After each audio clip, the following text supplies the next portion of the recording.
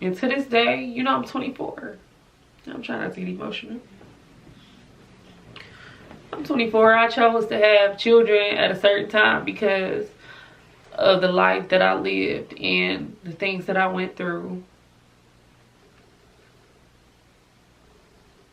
And even to this day, I struggle. I work hard. I work so hard for everything that I have, you know? I work so hard for everything that I have. And at the end of the day, I just be looking like I know my blessing is coming, you know? I know it's coming. It's just like, when is it coming? I've literally spent my life blessing people and being a good person to them and been stumped and trampled over. I've literally spent my life like strong, having to be strong, not being able to take no break, not being able to stop, not being able to quit, not being able to give up. And I'm grateful that I have not. But it's like,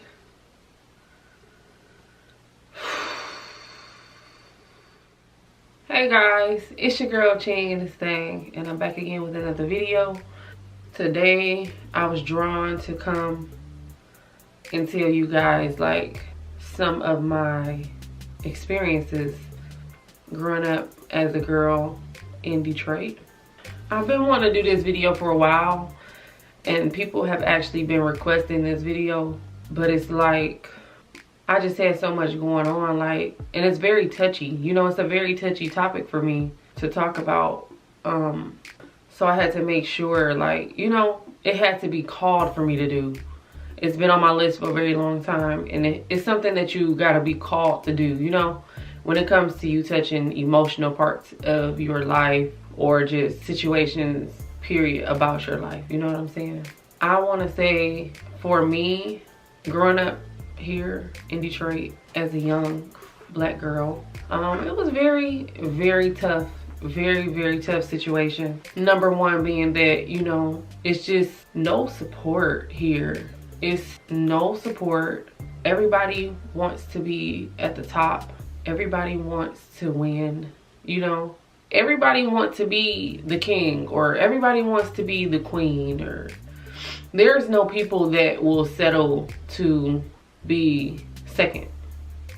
Everybody wants what you have, and especially when it comes to the black community, everyone is for themselves. Like, that's really like what it is. And my battle my whole life has been the fact that I am not that person. I'm the person who didn't mind being in the back. I'm the person who didn't mind being second. I'm the person who didn't mind helping others. I'm the person who isn't like for themselves, you know? There are so many opportunities that I have turned down in my life because I wanted somebody else to win, you know, or I wanted to be part of someone else's success, or I wanted to be the person to be there for someone, or the person to help someone else, you know?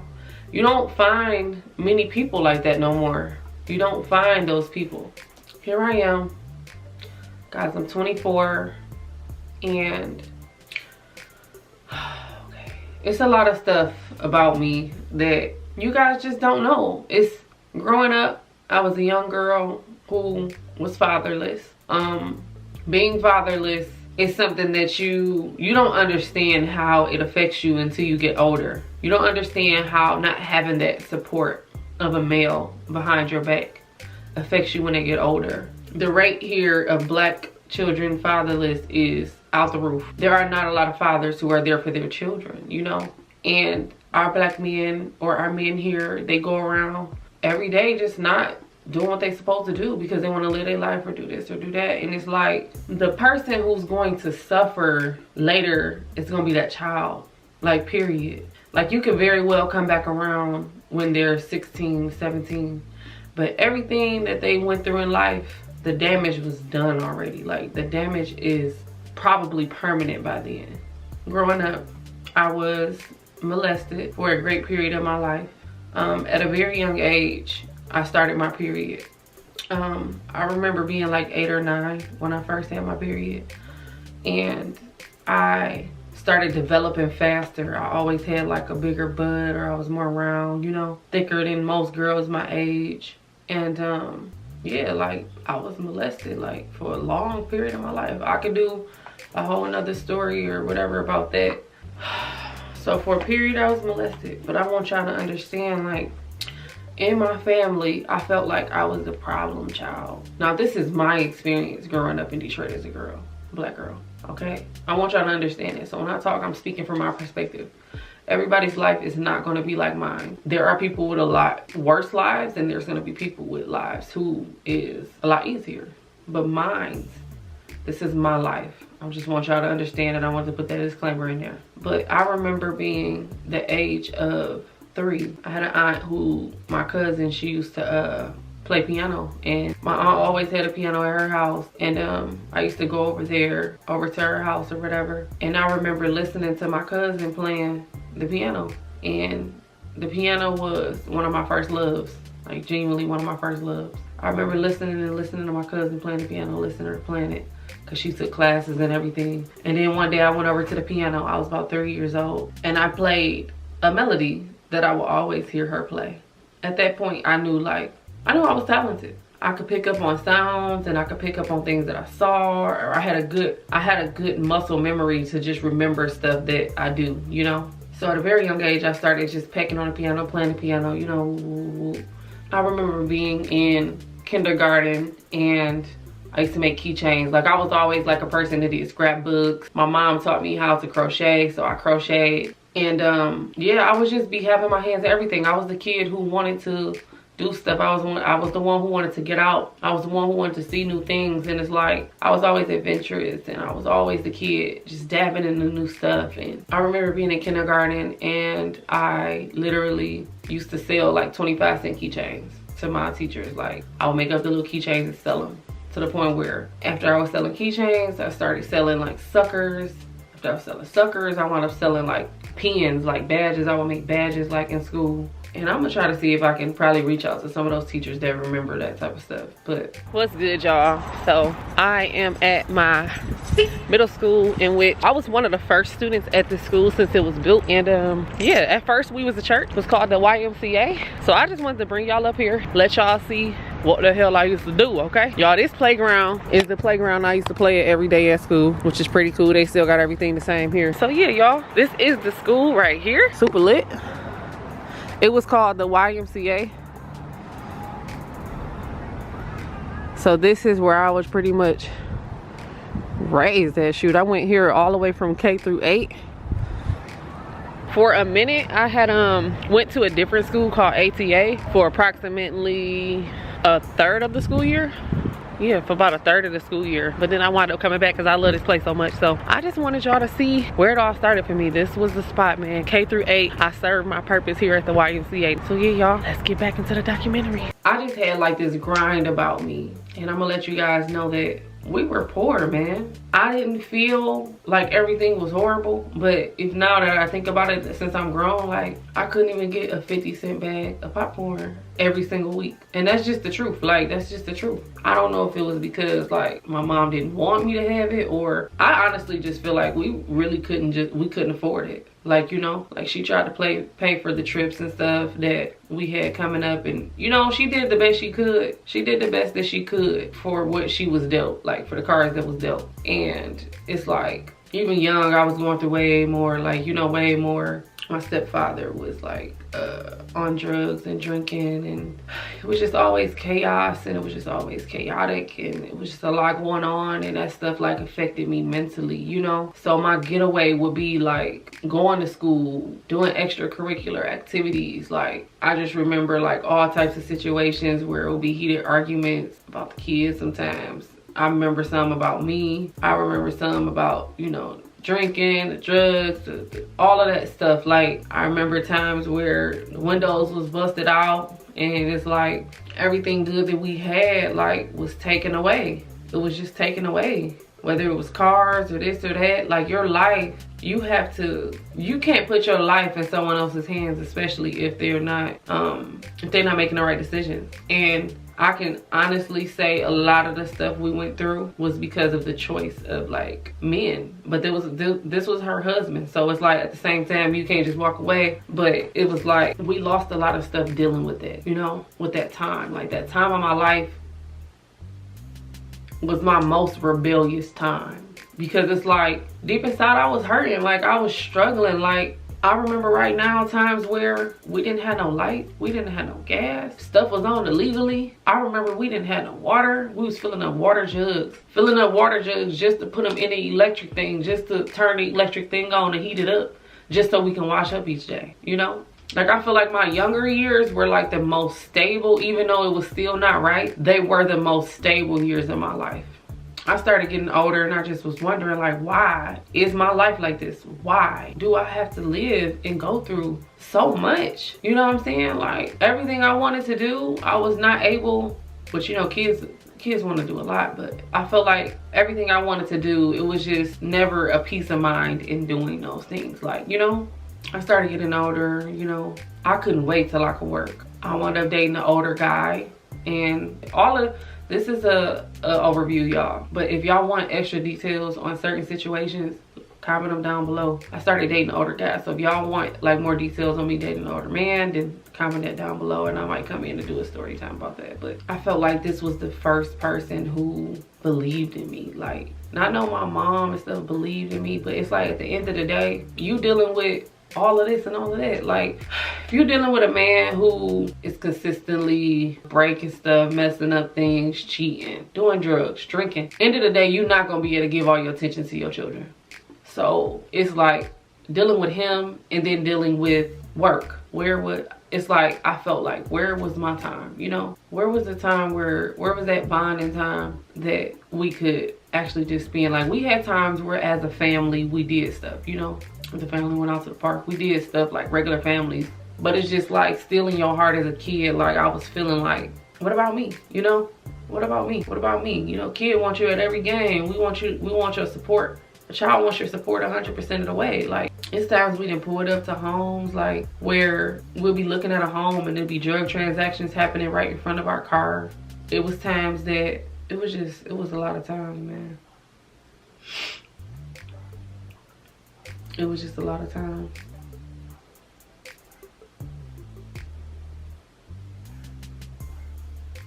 I do want to say, like, for the most part, you know, I do commend my mom, because all of her children, none of us ever been locked up in jail. None of us ever had to deal with like that life. And I would say the person that was closest to the streets, yeah, we lived in the streets and in the hood, but like, I was the one that was like in these streets. Like, I was the one, and I think it was like by choice, just being rebellious, you know what I'm saying? Just being rebellious and stuff. So I started getting older to the point where I started working, and I finally was able to work. I was so happy. I'm talking about, your girl been grinding. In high school, I was the candy girl. I always could sing. Like, I just always had a voice that I didn't ask for, you know? I didn't ask for this. I automatically picked up on instruments. I started playing trumpet. I played drums. I did everything. Like, I learned how to braid at a young age. I started braiding at like 9. Like, I was a real hustler, but this older person brought that shit. Like, he brought that out of me. This was the first person that came in my life that I felt like believed in me, you know?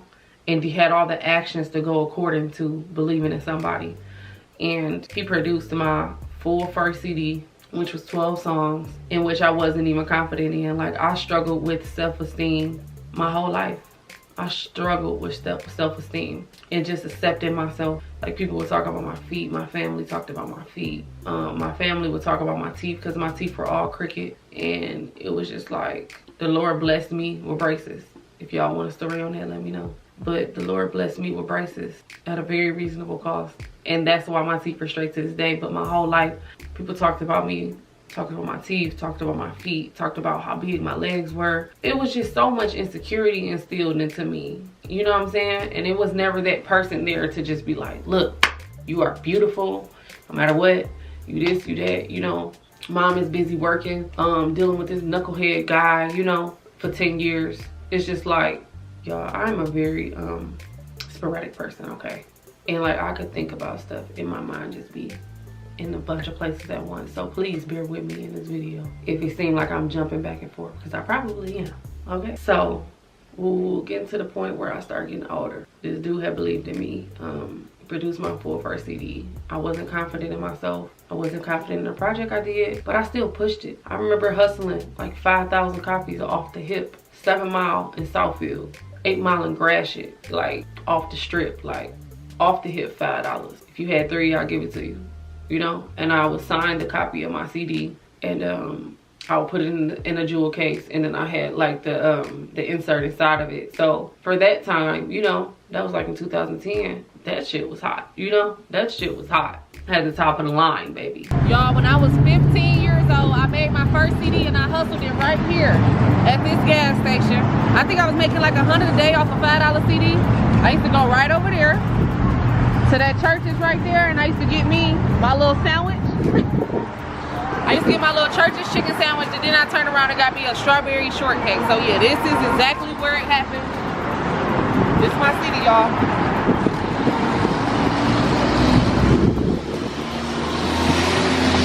That person brought that grind out of me. Like, to this day I call him OG. He brought the grind out of me, and it was never intended to be what it was. From day one, it was thorough, you know. It was just business. It was working together, it was making music, it was doing, you know what I'm saying, and grinding. And then things just changed, you know. There was a shift. But I remember getting my job at McDonald's, and immediately, y'all, I've been that person where no matter what I do, I'm talking about no matter what I do, I could be all the way in the back dancing in the formation, and people notice me. People always notice me for some reason, and I don't even want this type of attention.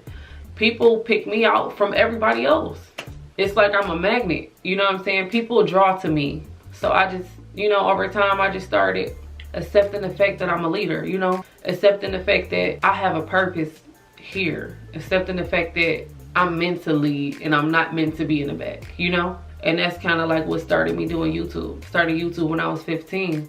I just had a dream, and I just wanted to help people. Like, if y'all didn't know, I had a beauty channel. I started my beauty channel doing hair and stuff on there. I just wanted to help people who didn't know how to do the stuff that I could do. You know, I'm 15. I was doing full sew-ins on myself, on clients. I was getting money, you know what I'm saying? And I wanted other people to be able to do those things. At that point, it was just like, I understood that I was different, you know, that my purpose was much greater than just living, you know. A girl came up to me the other day and told me, you taught me how to do my first sew-in. I watched your videos, you know. You taught me how to do my first sew-in. I'm like, damn, that's what's up, you know. I appreciate that, you know. So I love when people come and show me that type of love, you know.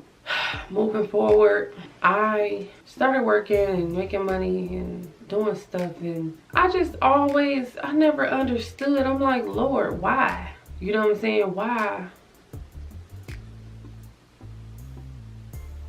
Like, people around me would just get stuff handed to them. Like, here you go, here go a car. Here you go $3,000. Here you go, you can have this. Like, you know, and I was that person who, I gotta work for everything. And still to this day, like, I work fucking hard. Like, I work hard. Like, I opened my first store when I was 19, my first hair store when I was 19. And I don't get handouts. You know what I'm saying? And I'm not mad about that. It's just like, I see people each day who get handouts and they don't use the stuff properly. They don't use it the right way. It's like they get blessed just to waste the blessing. And then I look at my life like, what the hell? I'm the person, if you gave $10,000 to right now, I would invest it into a business. I would invest it into doing so many different things. Like, it wouldn't be blue or wasted, you know? I would give back to the community and a lot of different stuff. You know, I'm that person that if you gave a car, I would cherish that vehicle. I wouldn't be doing 100 up the street, you know? Like, I'm that person who would actually take advantage of a blessing. I'm that person who bless everybody else around me and put myself last, you know? But it's like, I watch these people who are irresponsible just get blessed. And it's like, Lord, what? Like, Like, I would think, I'm just telling y'all, like, I would think, like, what the hell, man? How do these people get this? And I have to fucking scrape. I have to scrape off the ground, juggle up, like, to get anywhere, you know?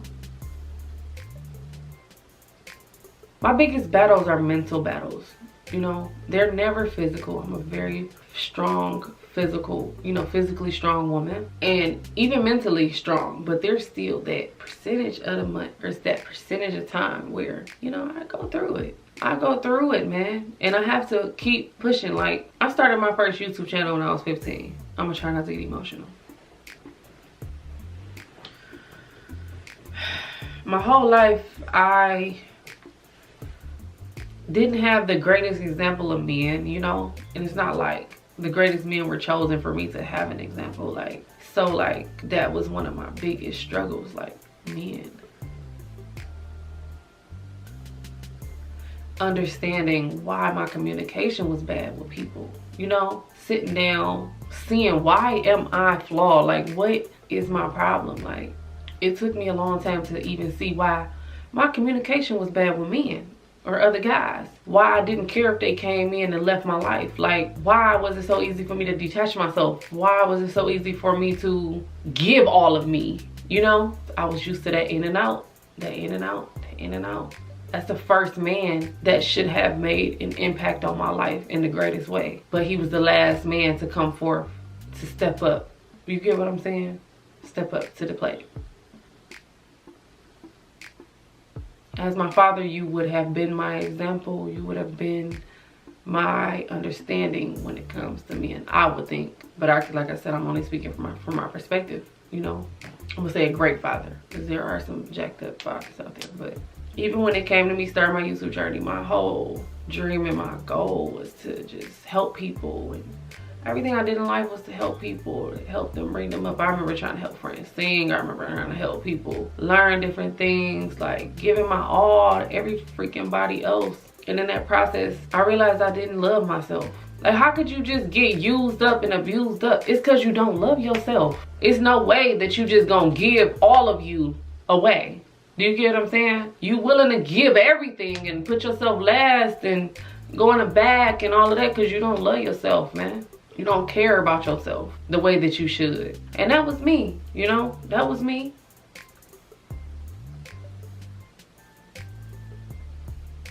And to this day, you know, I'm 24. I'm trying not to get emotional. I'm 24. I chose to have children at a certain time because of the life that I lived and the things that I went through. And even to this day, I struggle. I work hard. I work so hard for everything that I have, you know? I work so hard for everything that I have. And at the end of the day, I just be looking like I know my blessing is coming, you know? I know it's coming. It's just like, when is it coming? I've literally spent my life blessing people and being a good person to them and been stumped and trampled over. I've literally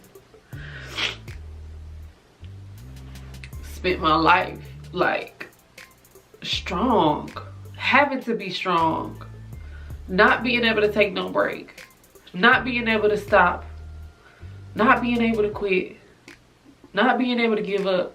And I'm grateful that I have not. But it's like,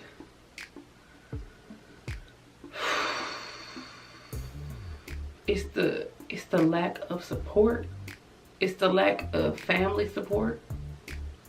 It's the lack of self-love, you know? Which is why I've been working so hard. And I think just this year, I just accepted me.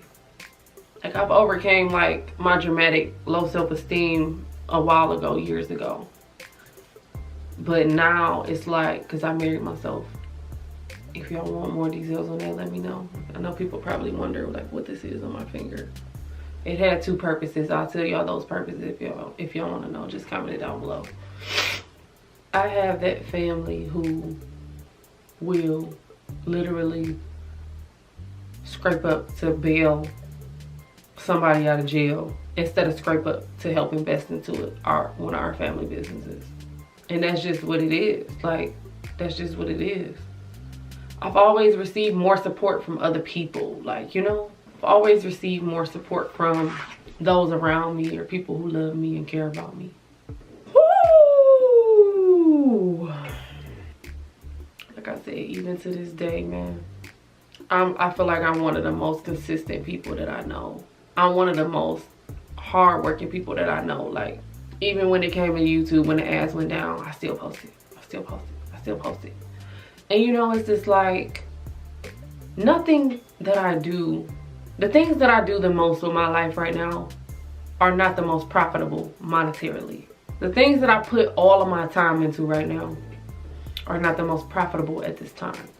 So it's like, you know it's gonna pay off. You know it's gonna pay off. It's just like when, like, you go through so many obstacles. I've been going through so many obstacles in my life, waiting for that moment for it to happen. And it's like, there have been times in the past where I felt like that moment was happening and something happened to jack that up. Whether it was a relationship problem with the guy or just not being strong enough to be consistent at that time, you know, to keep riding the wave or keep going, you know. So like, just growing up, I was the problem child. I talked too much. I had the badass attitude. I was that person who nobody wanted to see coming. People talked about me.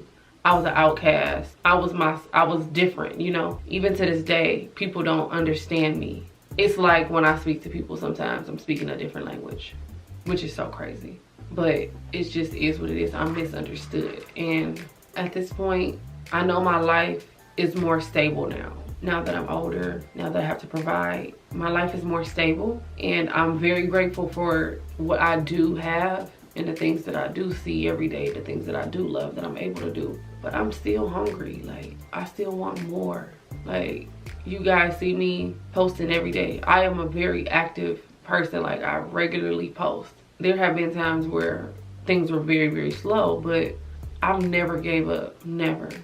Like, when I was younger, 15 going up, my biggest dream was to be a big YouTuber. Like, my outlet was YouTube. Like, even to this day, since I've been doing YouTube since I was 15, like, my camera goes everywhere with me. Like, this is me. Like, you know what I'm saying? Like, it is me. And it's just like, damn, like, the people like me who grind and who been doing this and this and that, it's just like, when is my time? Like, when is my time gonna come? You know? And I just think about that. I know it's coming, but when? You know? When is it coming?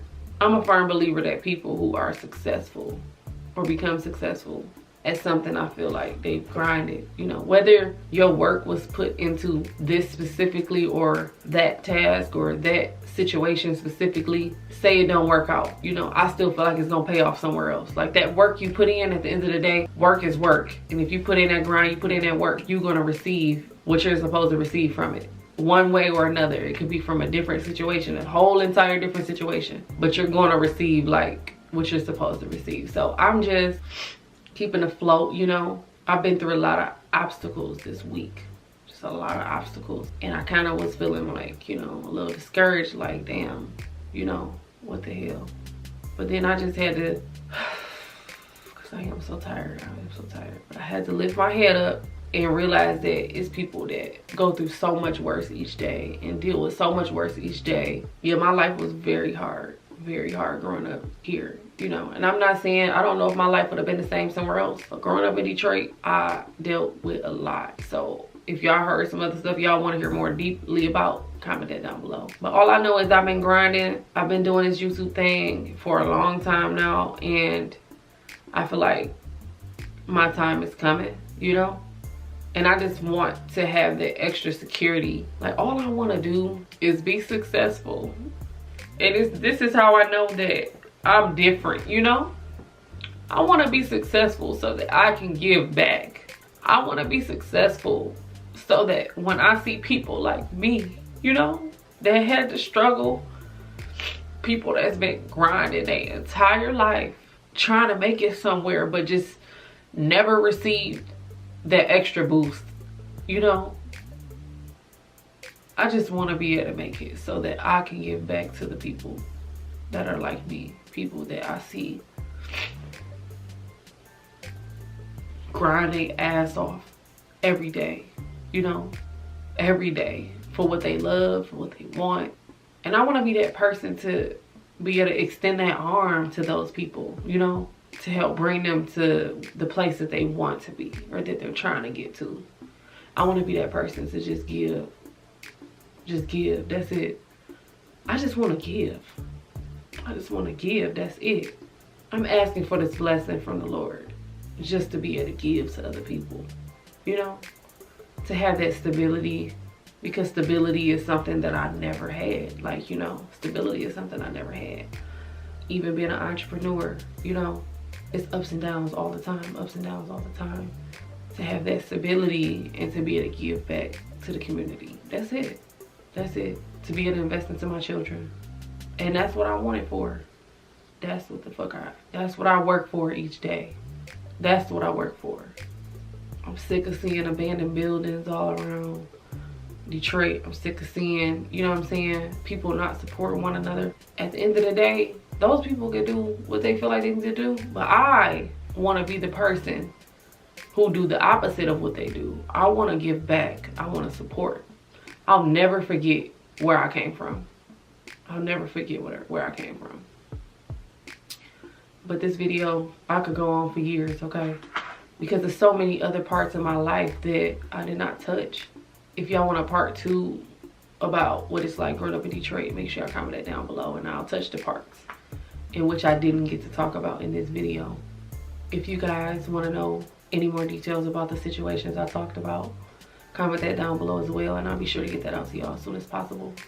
But this is how it is for me. Like, it was just cold, you know, growing up in Detroit, being a black girl with no father, a family who don't support as much as you know, as they should, or as you think they should, you know. It's just like, it's cold. That's how it was growing up for me.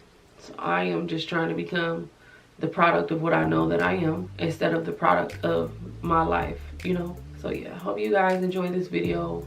Sorry for getting all emotional. I was not trying to get emotional, but it is a touchy topic and something drew me to talk about it, so I came to talk about it. And yeah, if y'all want more, make sure you like this video if y'all enjoyed it. Make sure y'all follow all of my social platforms. They'll be linked in the description below. My Instagram, I am Chyng, and yeah, my other YouTube channel I was talking about is I am Chyng as well. It's a beauty channel. Go follow that. Yeah, as always, y'all, I love you guys so much. It's your girl Chyng-a-ling and the thing, and I'm about to be out this bit. Bye, y'all.